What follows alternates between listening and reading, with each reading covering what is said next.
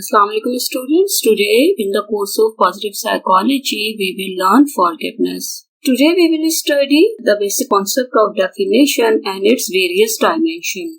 Defining forgiveness, the tendency to retaliate or seek retribution after being insulted or victimized is deeply ingrained in biological, psychological and cultural human nature. It is a part of human nature that whenever he or she gets hurt at the hand of someone, he or she wants to seek revenge from the offender or transgressor. And this concept has been elaborated from biological, psychological and cultural perspective. तो इन तमाम different paradigms जो हैं, model जो हैं, वो इस concept को forgiveness, attention, revenge seeking की tendency और concept को जो है वो discuss करते हैं, elaborate करते हैं. Psychologically, the human proclivity for revenge is also codified in the norm of reciprocity. So, a norm of reciprocity, a person give harm to someone in response of the harm he or she has received. तो ये reciprocal होता है कि जैसा करेगा वैसा भरेगा. तो इस norm को follow करते हुए human being जो होते हैं, they want to seek revenge from that transgressor. तो ये उसके साथ codified, उसको मिलाकर जो है नॉर्म ऑफ रेसिप्रोसिटी के साथ मिलाकर रिवेंज की जो टेंडेंसी है उसको डिस्कस किया जाता है psychology. Now people are motivated to respond to injuries and transgression by committing further injuries and transgression equivalent to those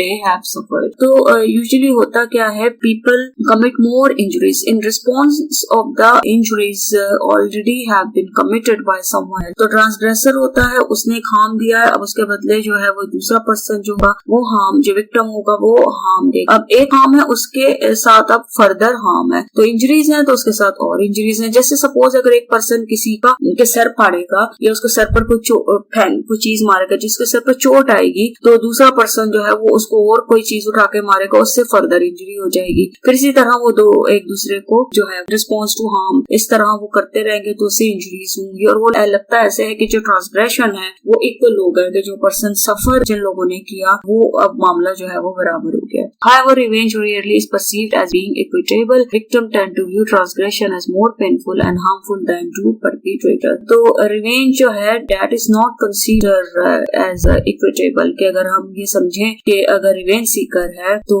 अगर उसने हिसाब बराबर कर लिया तो everything is now okay. तो ऐसा नहीं होता है. जो victims होते हैं ना, they view injuries, harm or transgression more painful and hurtful than perpetrator have done. तो वो उनका जिसने किया होता है, कोई भी तकलीफ पहुंचाई होती है, उससे ज्यादा विक्टिम परसीव करता है. सपोज अगर एक पर्सन है, उसको किसी ने एक हार्म दिया, उसको कोई चोट लग गई उसकी वजह से और उसने डेलिबरेटली ये किया, तो दूसरा पर्सन अब उसको, वो पर्सन जो विक्टिम होगा जिसको चोट लगी होगी, वो ज्यादा फील करेगा पेन, हार्म. अब क्या, अब वो जब रिवेंज लेगा तो हो सकता है कि जिस पर्सन ने हार्म दिया, जो ऑफेंडर है, जो ट्रांसग्रेसर है, अब वो जो है उसको जब हार्म मिलेगा तो वो उसको ज्यादा परसीव करेगा. तो वो जो विक्टिम होता है ना, usually they feel more pen after getting harm. उनको ज्यादा ही चीज महसूस होती है कि ये तो बड़ी बात है. जो पेन से गुजर रहा होता है ना वो ज्यादा फील करता है. Moreover, when a victim accepts revenge, the original perpetrator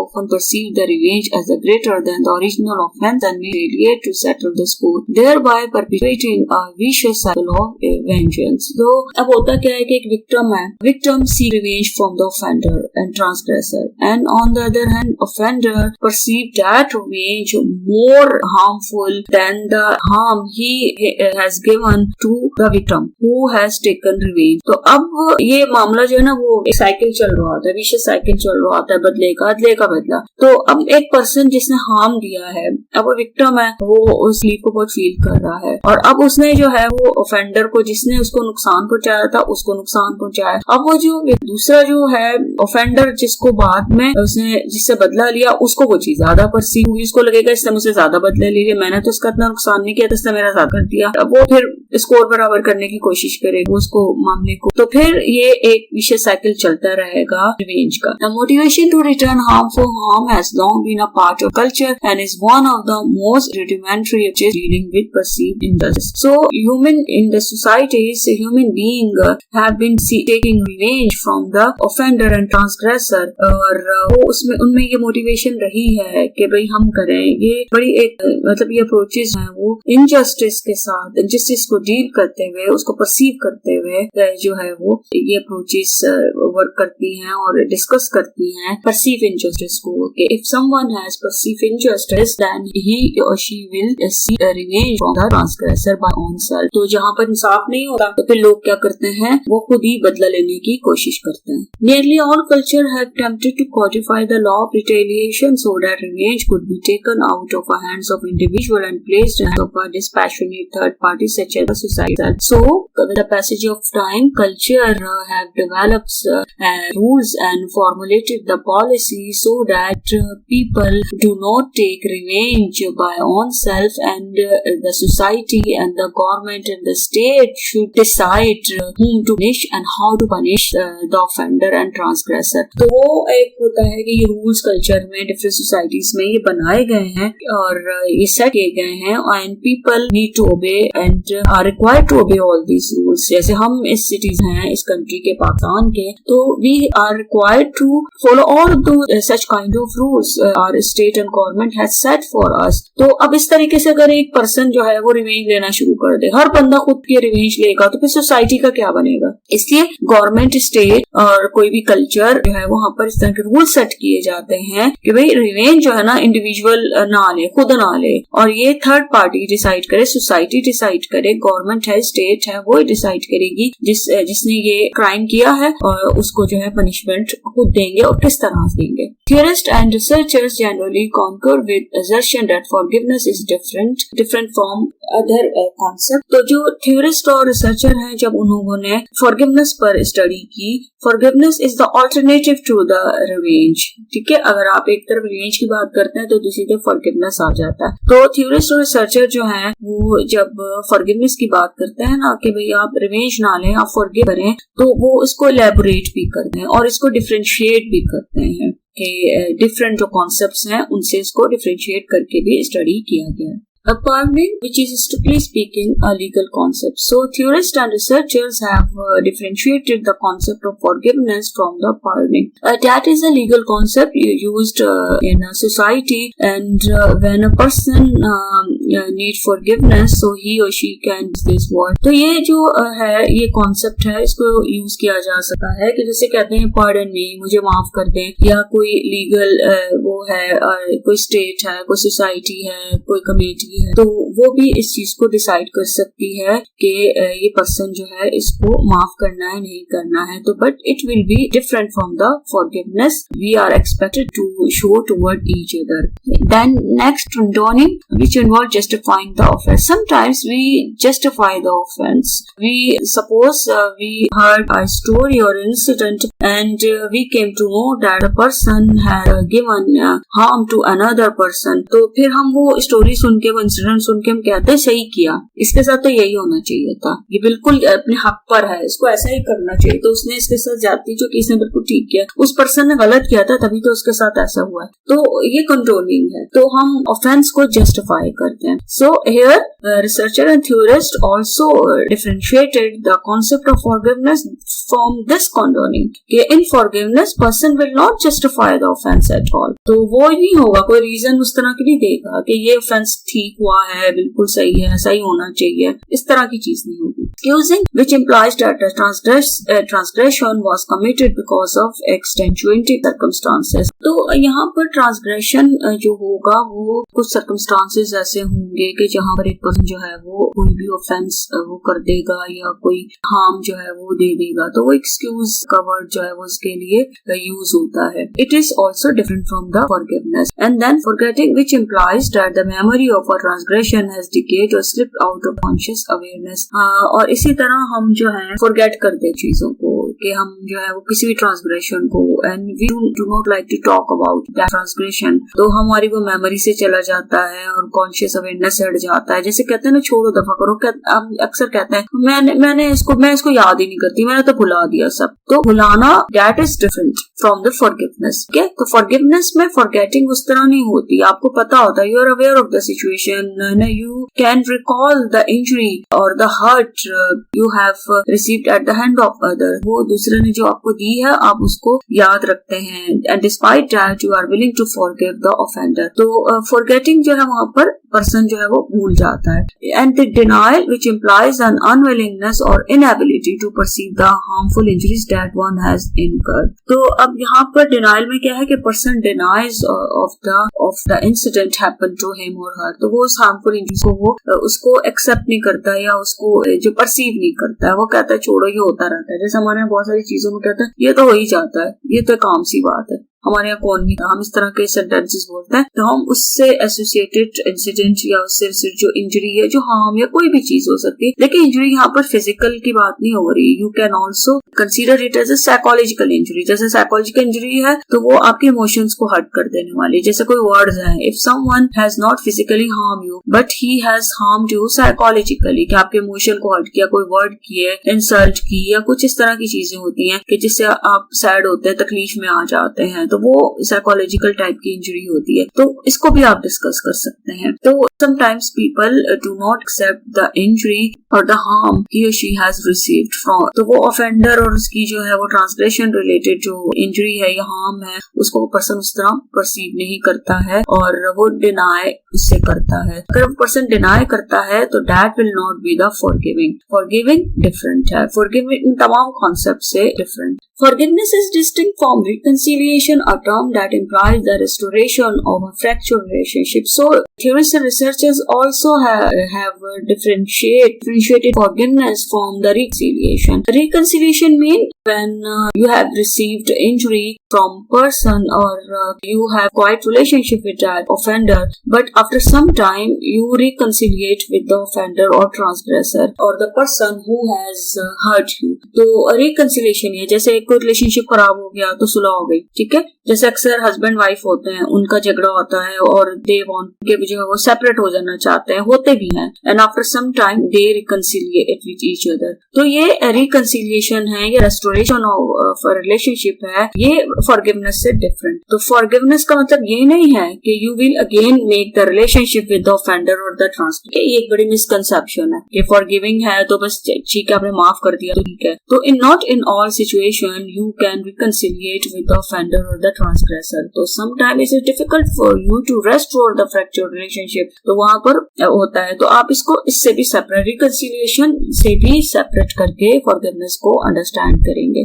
Forgiveness may be defined according to its properties as a response, as a personality disposition, and as a characteristic of a social unit. So we can define the forgiveness in the context of a response or personality disposition. कोई social unit हमारी कोई characteristics हो सकती है, कोई personality की tendency हो सकती है, हमारा एक रिस्पॉन्स हो सकता है, इसमें भी फॉरगिवनेस को इलैबोरेट किया जा सकता है। एज ए रिस्पॉन्स फॉरगिवनेस में be understood as a pro social change in victim thoughts, emotions और behaviour toward a blameworthy transgression. So if we consider forgiveness as a response, then we can understand it as a pro social change.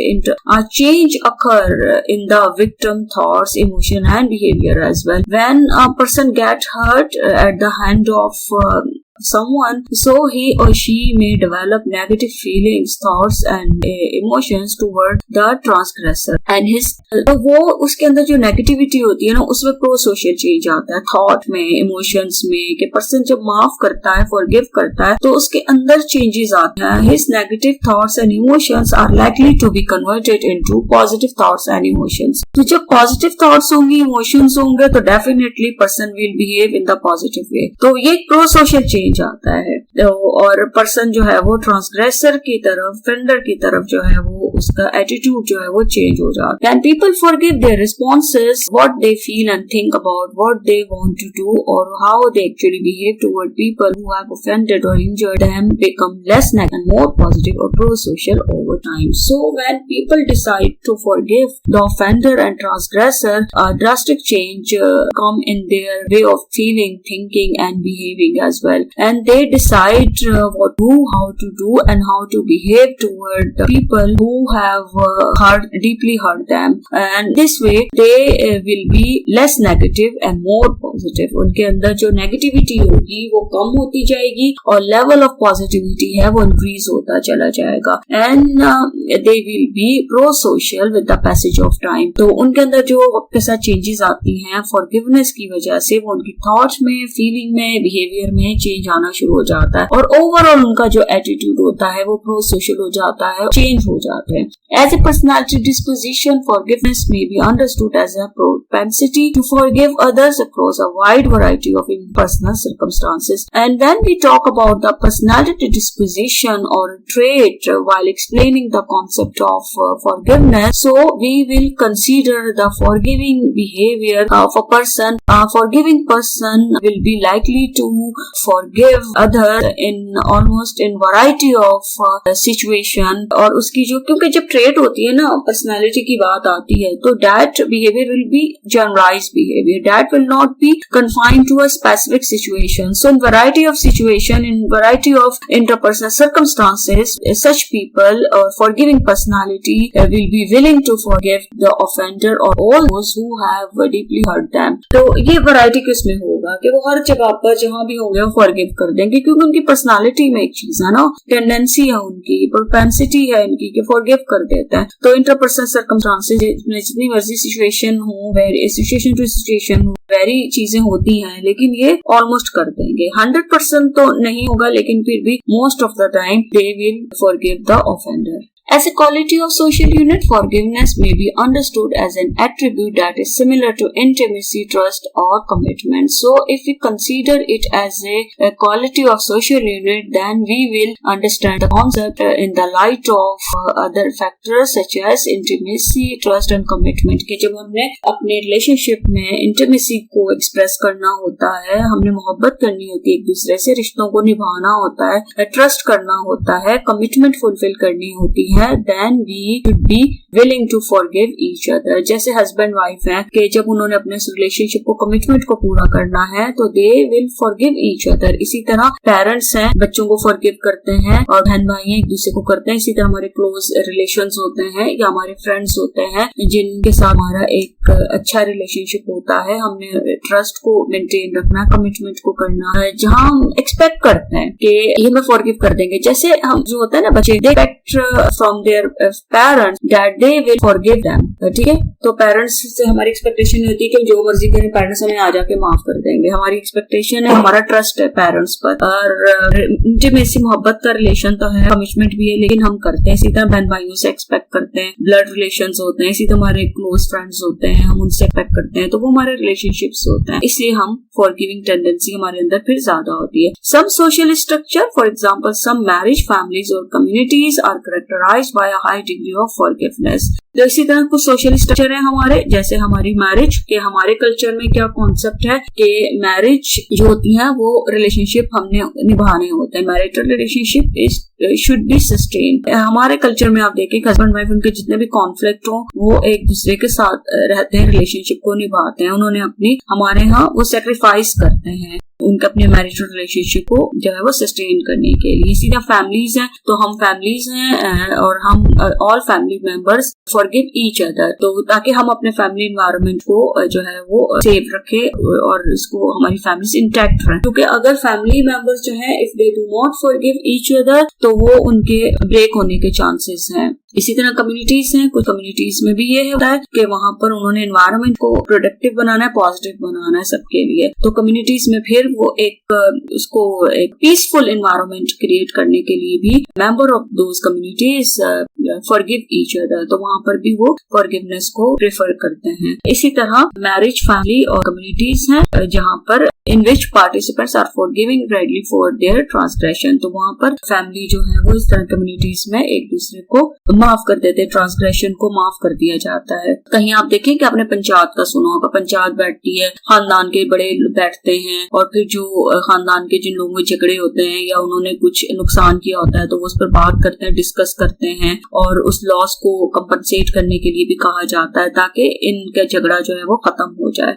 Whereas other social structure are characterized by less forgiving, कुछ ऐसे social structure हैं जहाँ पर forgiveness जो है वो कम हो सकती है। For example, social institution that hasten to ostracize or retaliate against members who commit transgression। अब सोसाइटी के लॉ भी तो होता है ना, ठीक है, तो आप ये तो नहीं कर सकते कि किसी भी सोसाइटी में आप हर पर्सन को माफ कर दें। Not every person should be forgiven, क्योंकि आप देखें कि आपने सोसाइटी में जस्टिस को मेंटेन करना है, आपने जो है वो जिस पर्सन ने क्राइम किया है आपने उसको पनिश करना है। तो सोशल इंस्टीट्यूशंस होते हैं आपकी, देखिए कोर्ट है, हमारी अदालतें हैं, हमारे पुलिस है और लॉ ऑर्डर फोर्सेस है हमारी, जो ये सारा वो इसको मेंटेन करते हैं। तो अगर ये पनिश नहीं करेंगे, सजाएं नहीं सुनाएंगे तो और लोगों को माफ करते रहेंगे तो फिर तो हर पर्सन उठेगा और उठ के दूसरे को जो है वो हार्म पहुंचाएगा, उसको नुकसान पहुंचाएगा। तो कुछ स्ट्रक्चर ऐसे हैं सोसाइटी में कि जहां पर फॉरगिविंग कम होगी, और अगर फॉरगिवनेस है भी तो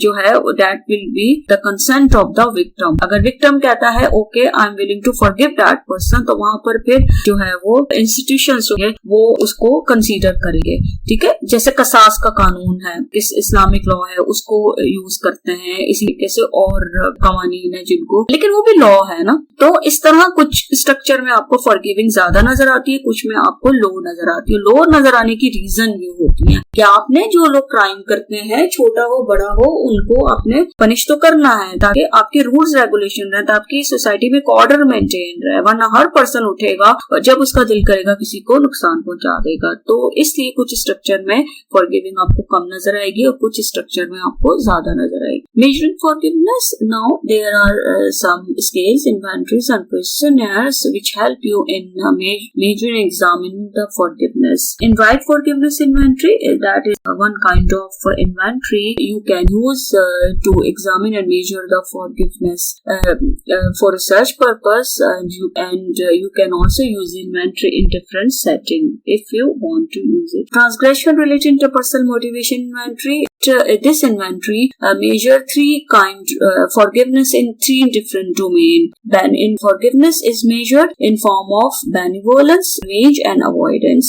मैंने इसे, ये क्वेश्चनर जो है, ये जो इन्वेंटरी है, मैंने इसे अपने थीसिस में, अपने रिसर्च प्रोजेक्ट में यूज किया था और इसकी एप्लीकेशन पाकिस्तान में स्पेशली हमारे कल्चर में बहुत अच्छी है। और इससे आप जो है बेनिवोलेंस एटीट्यूड को, रिवेंज मोटिवेशन को और अवॉइडेंस मोटिवेशन को मेजर कर सकते हैं। और ये बहुत अच्छा एक स्केल है, इस मेजर है जिसके थ्रू आप फॉरगिवनेस को एग्जामिन कर सकते हैं।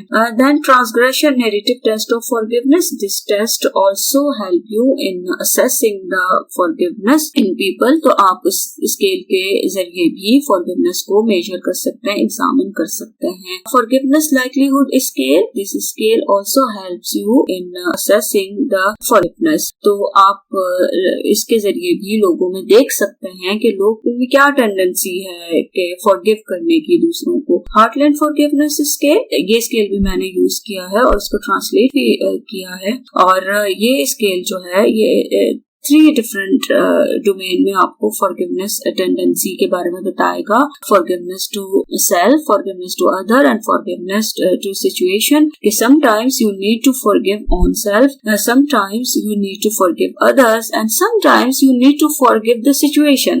तो ये भी बहुत अच्छा स्केल है जिसको आप रिसर्च पर्पसेस के लिए और अदर सेटिंग में आप इस स्केल को यूज कर सकते हैं। The Bolton forgiveness scale can also use this scale to examine the forgiving tendency. Workplace forgiveness scale, this scale has been specially designed to examine or measure the forgiving tendency at workplace. तो workplace पर जैसे colleagues हैं, आपके senior हैं, junior हैं, तो उनको वहाँ पर किस तरह forgiving जो है वो किस तरह help out करेगी और किस तरह की forgiveness होनी चाहिए, आप इस scale के थ्रू जो है से measure कर सकते हैं। Decision to forgive and emotional forgiveness scale, that scale also measure the forgiving tendency and especially emotional forgiving tendency. तो आप ये क्वेश्चनर्स हैं, स्केल्स हैं, वैलिड हैं, स्टैंडर्डाइज हैं, रिलायबल हैं for research purpose and other kind of purposes as well. तो आप इन क्वेश्चनर्स के जरिए, स्केल्स इन्वेंटरीज के जरिए आप जो है वो किसी पर्सन में वो फॉरगिविंग टेंडेंसी को मेजर कर सकते हैं, उसके एटीट्यूड को मेजर कर सकते हैं कि पर्सन जो है वो कितना फॉरगिविंग है भी या नहीं है. और डिफरेंट डोमेन में भी आप उसको स्टडी कर सकते हैं.